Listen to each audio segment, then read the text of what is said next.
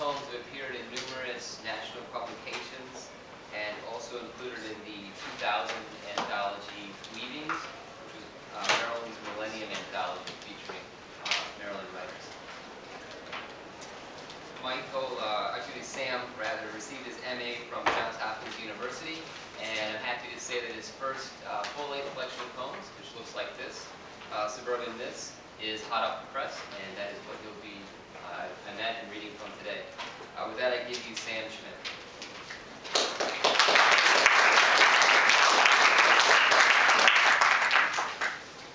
Hi, Stephen. Thank you very much for for hosting this event. I also want to, like Michael, say thank you to the CityLit organization and to the Enoch Pratt Library for making this possible. I was looking at the description of what our poems were supposed to be about. In the schedule here, the title is Inner and Outer Space. So I was looking for poems in my collection that seemed to speak to that. And I thought, yeah, that's it, isn't it? It seems like when you have some kind of conflict between what's inside you and what's outside you, that's when you have to write a poem. So I've chosen poems that seem to illustrate this. And also, these poems you'll see have very much to do with the experience of living in the suburbs and often feeling a little bit disoriented about that life. So this poem is called How They Met. Can everyone hear me? I'm talking loud.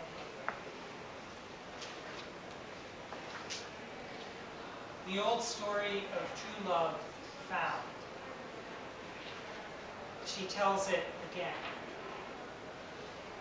Here is what he remembers. One evening he heard the knives rattle. Writing or watching TV, he could hear them in the kitchen. On sliding open the drawer, he could swear that their bright gleam on metal was a grin. The grin seemed to say, "Good boy. You're so right to think you don't need anyone. Love us instead. Press us. Let us kiss your neck and your wrist." That smitten look. How many times had he raised it before like an arrow that struck? He remembers those days for the absence in them of fate. The memory of a stranger he'd spent time with, almost given up. To him, the miracle was how out of that stranger she began to emerge, a known and shining face out of formlessness. This woman who now stands beside him, calmly recounting a fairy tale, him nodding and saying, yes, it was just like that.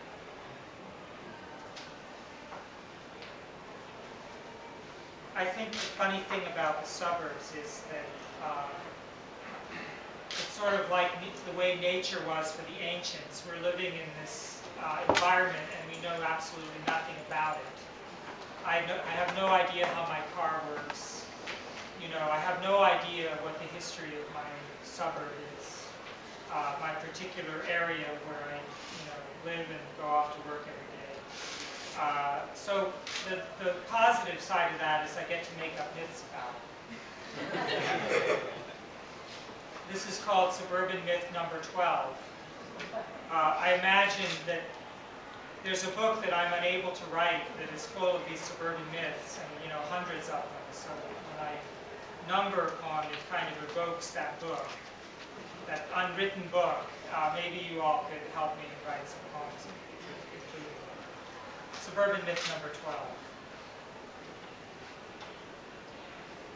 It comes to you in a dream. A voice says, build a cement driveway. make it so many cubits long, so many wide, using grade A silicon-based gravel. Even though you have no car and no garage to speak of, and you have no house. But if you build a driveway, a road may want to swing by. One morning, a new car sits there gleaming. You spend many happy hours turning into the driveway and pulling out, turning in and pulling out. And when it rains, you lie back watching the drops on the streetlight whitened windshield, dancing like mad to a music you can't hear. You dream of a house seed below the ground that the seeping water will finally touch. All the rooms of the house curled up in the bitter casing of the seed, and a wife and children asleep.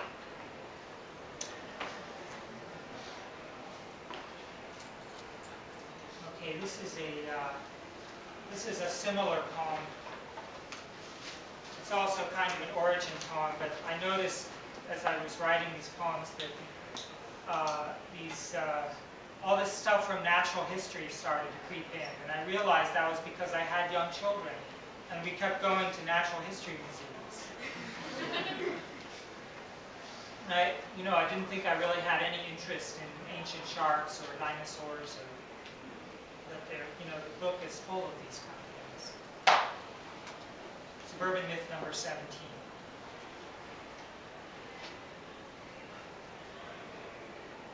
Our story begins with snaggletooth sharks roaming the oceans of prehistory like voracious vacuum cleaners. Note the rows and rows of teeth in each shark's mouth, pressing forward to displace those that even now drift to the ocean floor. The seeds lie buried, while the teeth lie buried, while dinosaurs rise and fall. Flying insects co-evolve with plants. Geologic forces raise the oceans into deserts, into prairies and forests. History begins. Kentucky bluegrass sweeps ahead of European settlers. Fresh water from constant rain. The shark teeth, fingered again by water, germinate. Remember what they are for. Slowly, chimneys showing first. Red brick chutes poke their tips above the muddy lots. Slim rivers of smoke rise from newly hungry hearth fires. The families in the houses wake, turn off their alarms. Note the rows and rows of houses between tree-lined streets, yards pressing against each other to form fences and hedges like the kernels on an ear of corn. And one kernel among many, yard and house of someone's childhood, the mother humming as she cleans, as the vacuum cleaner roams before her through the house of a voracious shark.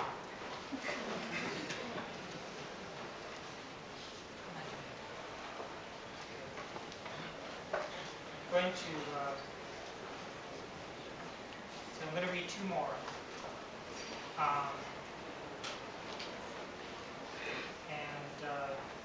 This is called Suburban Myth number 87, because I imagine it being kind of well on in the Suburban Myth series.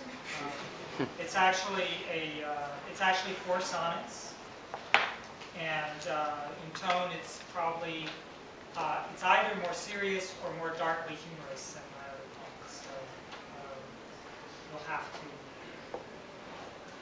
You'll have to decide. A man is driving down 95 toward the tunnel. His kids are shouting maniacally, the ants go marching 5 by 5, and his wife is pouting in the mirror to check her lipstick, half-heartedly singing along. Suddenly the engine starts to tick, and then to ping, and then goes wrong. Silently their van slows and stops on the eerily empty highway. The family clambers out. Dad pops the hood.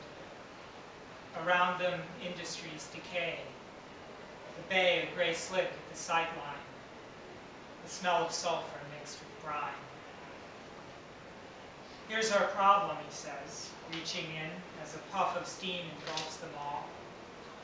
He easily lifts out the engine, which has turned into a complex ball of feathers and cat skeleton. Picture them now, brief work of art. Father, mother, daughter, son, with tons of metal that won't start. His wife gives him that look, as if, as a man, he must have expertise in the magic of making stopped things go. And maybe he does. Stretching his stiff back, he bows where the engine was, ducks low, and wriggles down into the grease.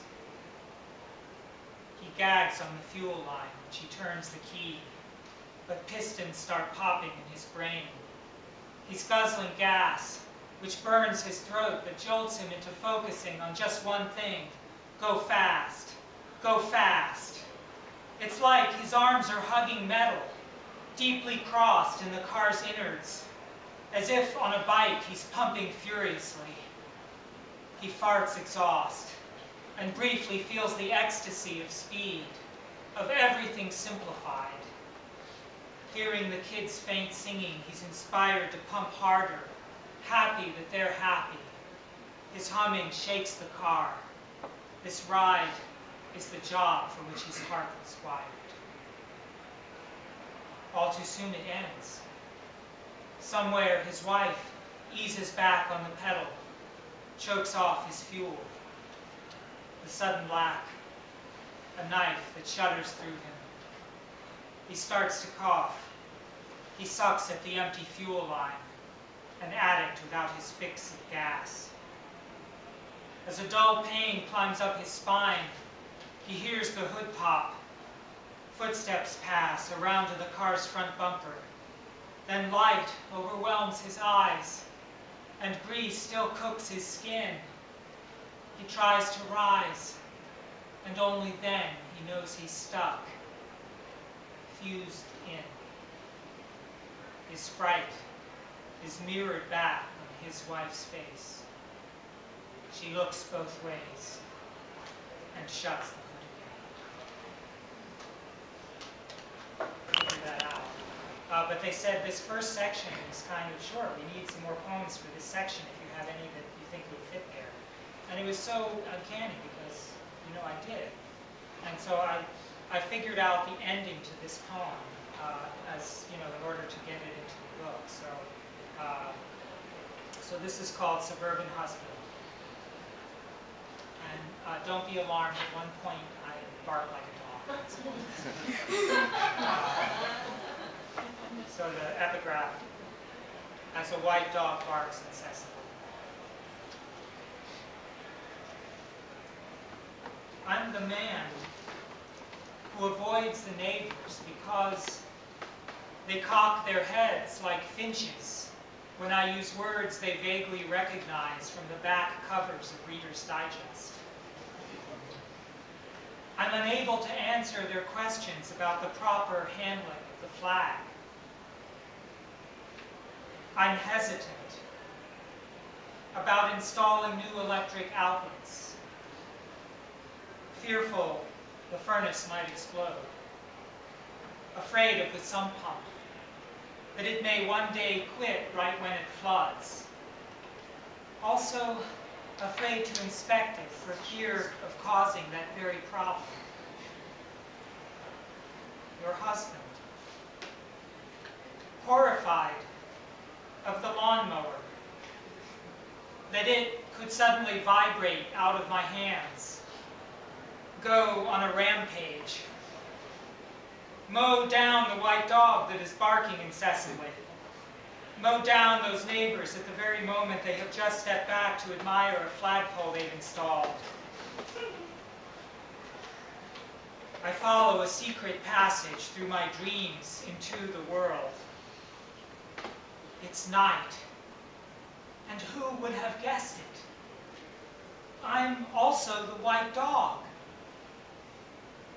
Beware, I'm barking. The neighbors are finches in disguise. The sump pump is unreliable. Its mother was a respectable, hand-operated well pump, but its father was a garden hose. The electricity in your walls longs to rejoin its wild cousins in the clouds. Can't you hear it plodding with the furnace?